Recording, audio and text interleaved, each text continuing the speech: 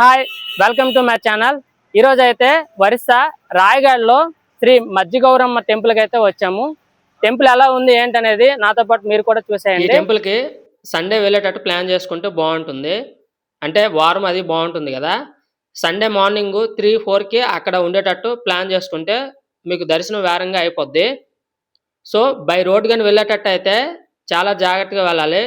Orissa border దాటిన తర్వాత road అస్సలు బాగోదు. చాలా అంటే చాలా దారుణంగా ఉంది. టెంపుల్ ఎంట్రన్స్ అయితే ఈ విధంగా ఉంటుంది. ఇక్కడ ఫొటోస్ అవి అలౌ లేవు. ఫొటోస్ అవి తీయాలి అనుకుంటే మనం ముందుగానే పర్మిషన్ తీసుకోవాలి. అలా అయితేనే వాళ్ళు పర్మిషన్ ఇస్తారు. లేదు వాళ్ళకి తెలియకుండా మనం ఫోటోలు తీయాలనుకుంటే మన మొబైల్ అయితే వాళ్ళు తీసుకోవడం జరుగుతుంది. అలా లోపలికి వస్తే ఈ విధంగా అయితే మనకు కనిపిస్తాయి. ఇవైతే అమ్మవారు పూజ చేసిన టైంలో అయితే వాయించడం జరుగుతుంది. అమ్మవారు అయితే ఈ విధంగా ఇక్కడ దర్శనం ఇవ్వడం అయితే జరుగుతుంది. ఓన్లీ తల భాగం మాత్రమే ఉంటుంది.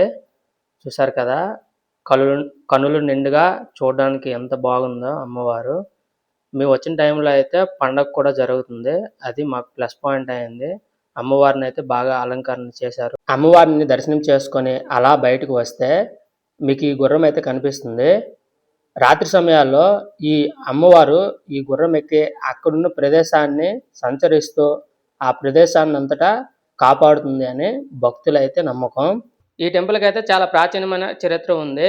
అదేంటంటే అక్కడ కనిపిస్తుంది కదా బ్రిడ్జ్, ఆ బ్రిడ్జ్ అయితే బ్రిటిష్ కాలంలోని ఎన్నిసార్లు నిర్మించాలని చూసి పిల్లర్స్ వేసినా అక్కడున్న నీటి ప్రవాహం అయితే ఆ పిల్లర్స్ని కొట్టుకుపోవడం జరిగేదంట.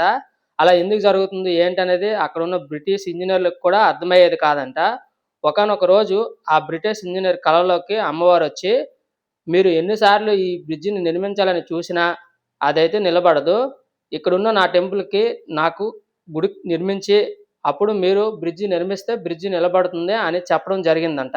అప్పుడు ఆ ఇంజనీరు నిద్దట్లో లేచి ఒళ్ళంతా చెమటలు పట్టి ఇదంతా నిజమా అని ఆలోచించడం మొదలుపెట్టాడంట. ఇప్పుడు నేను చదువుకున్న వాడిని ఇలాంటివి కూడా నమ్మాలా అని ఒక ప్రశ్న అయితే అతనికి వచ్చిందంట. అప్పుడు పోనీలే టెంపులే కదా నిర్మించేద్దాం అని ఆలోచించి తన పైనున్న అధికారితో మాట్లాడి టెంపుల్ నిర్మించి ఆ తర్వాత బ్రిడ్జిని అయితే నిర్మించడం. ఇప్పటికీ ఆ బ్రిడ్జ్ రోజుకి ఎన్నో రైళ్లు మోస్తూ చెక్కు చెదరకుండా ఉండడం అయితే మనం చూస్తాం అక్కడ. ఈ టెంపుల్కి ఏదైతే తలుపులంలోకి మనం గొర్రెలు కానీ కోళ్ళు కానీ పట్టుకొని వెళ్ళి అక్కడే తినేసి వచ్చేస్తామో అదేవిధంగా ఇక్కడ కూడా ఏవైతే మనం పట్టుకెళ్తామో అక్కడే వంట చేసుకొని తినేసి అయితే వచ్చేయాలి.